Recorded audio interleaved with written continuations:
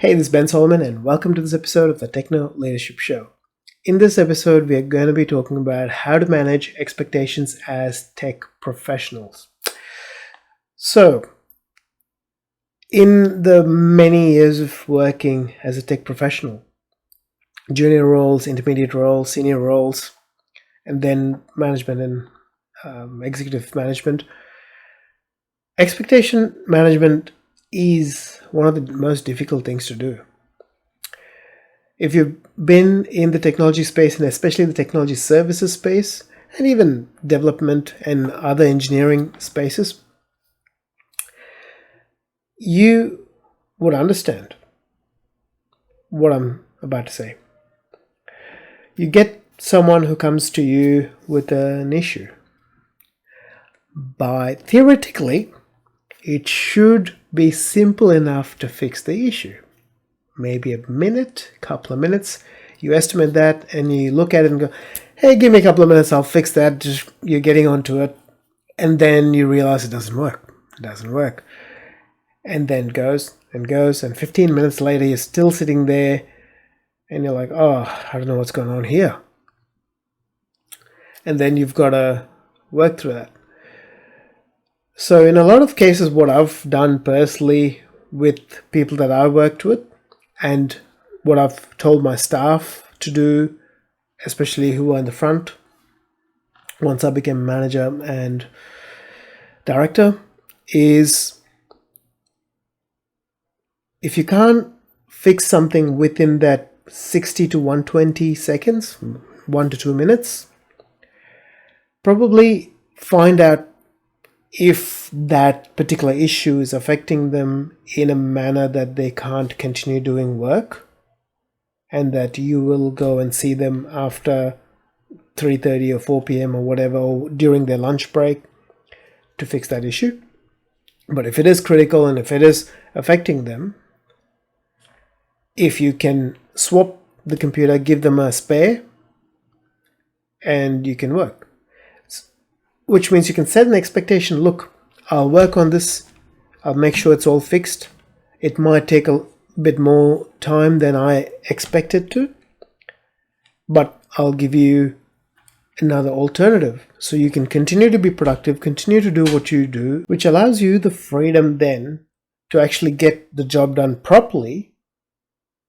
At the same time, you ensure that the productivity of that particular user is not lost.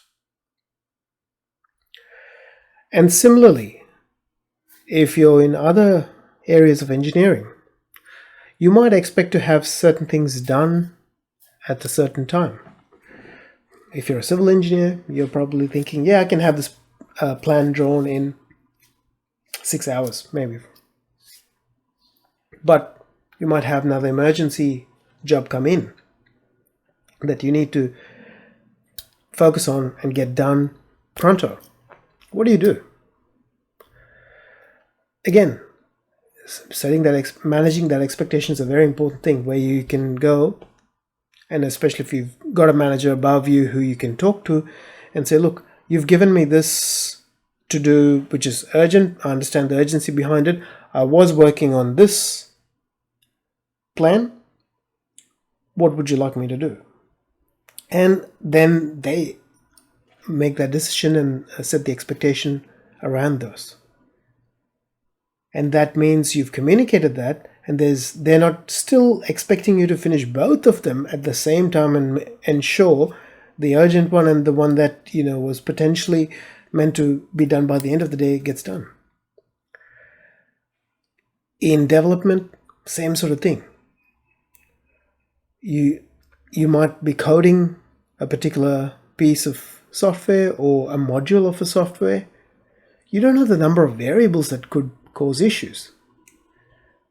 And the moment you realize that the initial expectation that you set may not be able to be met, I think you need to communicate that straight away to the stakeholders involved so that they understand the reason behind it as well. And in a lot of cases, yes, there's technical reasons behind it which is difficult to express to non-technical users.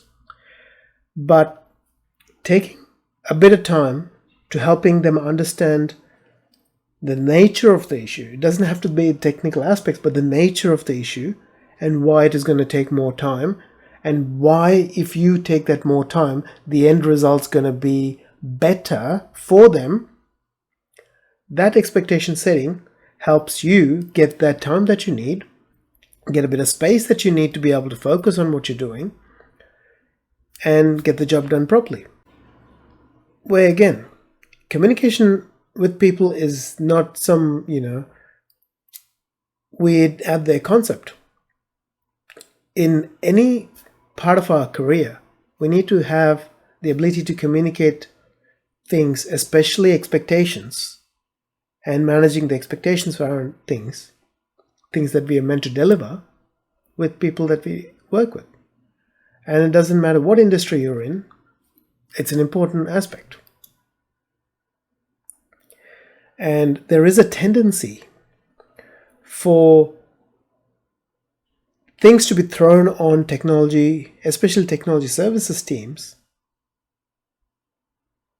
and there is that bigger expectation from people unspoken that all of these things that are thrown on your head in the last minute will get done there. The thing that some of them don't think is you might be working in an organization where you have 1,000+ users and you have a small team of 5 staff. You have to service the needs of 1,000+ users, plus potentially even clients of the business that are interacting with your business. But for the person who's coming to you with an issue, their problem is the most important to them. So that's where your negotiation skills, your ability to communicate well with them comes to the fore. And that's where you have to be able to say, look, I understand that this is very important to you. At this very moment, we have all these things going on, and we will get to it as soon as possible. And can we give you an alternative? Always, I have strived hard to have some form of alternative available so that people can go on to do their jobs, whether that's spare computers, whatever it might be. And that means people are not unproductive. They can pick up another computer, get the job done, and we have the time and space to be able to look at the issues when we have time and ensure that we get to the bottom of the issue, find the root cause, and fix that. Because you can always fix symptoms of issues, but if you don't get to the root cause, that issue is going to keep coming up and cause more frustration for the end user.